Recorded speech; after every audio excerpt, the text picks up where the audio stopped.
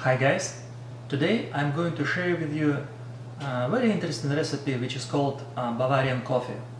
I have no idea is it for real or not, but I'm going to visit Bavaria this summer and to see it myself. Let's begin. For this recipe we'll need a cup of Americano, chocolate syrup, a slice of lemon and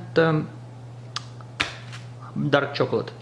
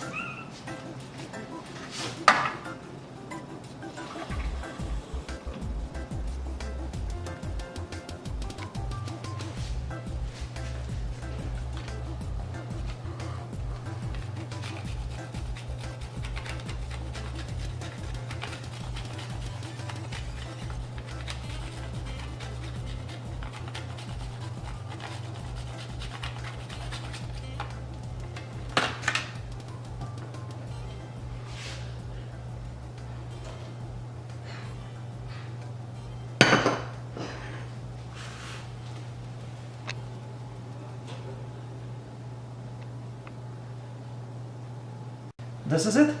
Let's taste it.